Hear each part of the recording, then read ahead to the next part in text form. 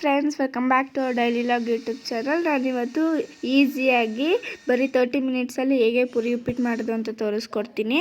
So ಮೊದಲನೇದಾಗಿ ಒಂದು tomato ಮತ್ತು ಕೊತ್ತಂಬರಿ, ಕಾಯಿ ತುರಿ, ಹಸಿಮೆಣ್ಸಿಕಾಯಿ ಮತ್ತು ಈರುಳ್ಳಿನ ತಗೊಂಡು ಒಂದು ಬಾಣಲಿಗೆ ಒಂದು 5 ಸ್ಪೂನ್ಸ್ ಅಷ್ಟು ಆಯಿಲನ್ನು ತಗೊಂಡು ಹಾಕ್ಕೊಳ್ಳಿ.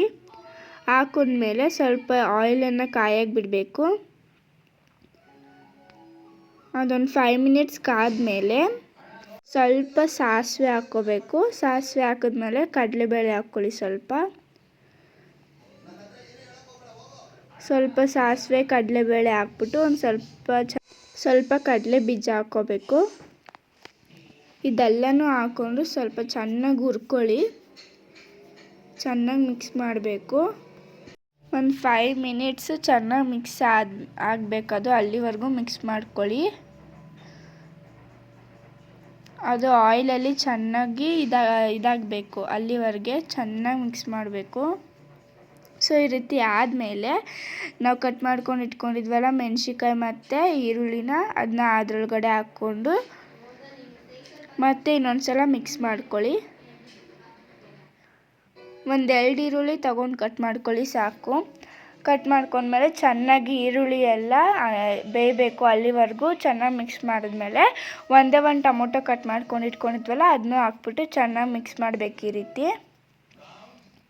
ಈ ರೀತಿ ಆಗಬೇಕು. ಆಯಿಲೆಲ್ಲ ಎಲ್ಲದಕ್ಕೂ ಅಂಟ್ಕೊಳ್ಳೋ ರೀತಿ ಮಿಕ್ಸ್ ಮಾಡಿಕೊಂಡು ಈ ರೀತಿ ಟೊಮೊಟೊ ಎಲ್ಲ ಹಣ್ಣಾಗಬೇಕು. ಸ್ವಲ್ಪ ಅಲ್ಲಿವರೆಗೂ ಚೆನ್ನಾಗಿ ಮಿಕ್ಸ್ ಮಾಡ್ಕೋಬೇಕು. ಒಂದು 10 ಮಿನಿಟ್ಸ್ ಮಿಕ್ಸ್ ಮಾಡ್ಕೊಳ್ಳಿ ಸಾಕು. ಫ್ರೈ ಮಾಡ್ಕೋಬೇಕು. ಈ ರೀತಿ ಈಸಿಯಾಗಿ ನೀವು ಮಾಡ್ಕೋಬೋದು ಮನೇಲಿ. ಬರೀ 30 ಮಿನಿಟ್ಸ್ಗೆ ಪುರಿ ಉಪ್ಪಿಟ್ಟನ್ನ ಮಾಡ್ಕೋಬೋದು. ತುಂಬಾ ಟೇಸ್ಟಿಯಾಗಿ ಚೆನ್ನಾಗಿ ಬರುತ್ತೆ ತಿನ್ನೋದಕ್ಕೆ. ಸೊ ಇವಾಗ ಈ ರೀತಿ ಬೇಯಬೇಕು. ಈ ಥರ ಬೆಂದ ಮೇಲೆ ರುಚಿಗೆ ತಕ್ಕಷ್ಟು ಉಪ್ಪನ್ನು ಹಾಕ್ಕೊಳ್ಳಿ. ನಿಮ್ಗೆ ಎಷ್ಟು ರುಚಿಗೆ ಉಪ್ಪು ಬೇಕೋ ಅಷ್ಟು ಹಾಕ್ಕೊಂಡು ಪುರಿನ ಇಟ್ಕೊಂಡಿದ್ವಲ್ಲ ಅದಕ್ಕೆ ಸ್ವಲ್ಪ ಅರಿಶಿನ ಹಾಕಬೇಕು. ಅರಿಶಿನ ಹಾಕಿದ್ಮೇಲೆ ಈ ಬಾಣಲಿ ಈ ರೀತಿ ಆಗಿತ್ತಲ್ಲ ಅದನ್ನು ಇನ್ನೊಂದು ಸಲ ಮಿಕ್ಸ್ ಮಾಡಿಕೊಂಡು ಕಡಲೆಪುರಿನ ಅದರೊಳಗಡೆ ಹಾಕ್ಕೊಬಿಡಿ. ಸೊ ಈ ರೀತಿ ಒಟ್ಟಿಗೆ ಹಾಕ್ಕೋಬಾರ್ದು, ಒಂದೊಂದು ಸ್ವಲ್ಪನೇ ಹಾಕ್ಕೊಂಡು ಮಿಕ್ಸ್ ಮಾಡಬೇಕು. ಈ ರೀತಿ ಸ್ವಲ್ಪನೇ ಹಾಕ್ಕೊಬಿಡಿ. ಈ ರೀತಿ ಹಾಕ್ಕೊಂಡು ಚೆನ್ನಾಗಿ ಮಿಕ್ಸ್ ಮಾಡಬೇಕು.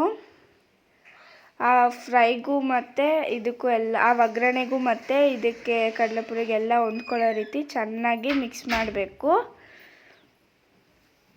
ಚೆನ್ನಾಗಿ ಫ್ರೈ ಆಗಬೇಕು, ಅದು ಅಲ್ಲಿವರೆಗೂ ಚೆನ್ನಾಗಿ ಮಿಕ್ಸ್ ಮಾಡ್ಕೋಬೇಕು. ಸೊ ಈ ರೀತಿ ಈಸಿಯಾಗಿ ಬರೀ 30 ಮಿನಿಟ್ಸಲ್ಲಿ ಈ ರೀತಿ ಪುರಿ ಉಪ್ಪಿಟ್ಟನ್ನ ಮಾಡ್ಕೋಬೋದು. ಸೊ ತುಂಬಾ ಟೇಸ್ಟಿಯಾಗಿ ಬರುತ್ತೆ ಇದು. ಸೊ ಲಾಸ್ಟಲ್ಲಿ ಸ್ವಲ್ಪ ಕೊತ್ತಂಬರಿ ಉದುರಿಸ್ಬಿಟ್ಟು ಮತ್ತು ಕಾಯಿ ತುರಿನೂ ಹಾಕ್ಕೊಂಡು ಚೆನ್ನಾಗಿ ಒಂದ್ಸಲ ಮಿಕ್ಸ್ ಮಾಡ್ಕೋಬೇಕು. ಸೊ ಮಿಕ್ಸ್ ಮಾಡಿದ್ಮೇಲೆ ಈ ರೀತಿ ಟೇಸ್ಟಿಯಾಗಿ ಬರುತ್ತೆ. ಈ ವಿಡಿಯೋ ಇಷ್ಟ ಆದವರು ಲೈಕ್ ಮಾಡಿ, ಶೇರ್ ಮಾಡಿ, ಸಬ್ಸ್ಕ್ರೈಬ್ ಮಾಡಿ. Thank you.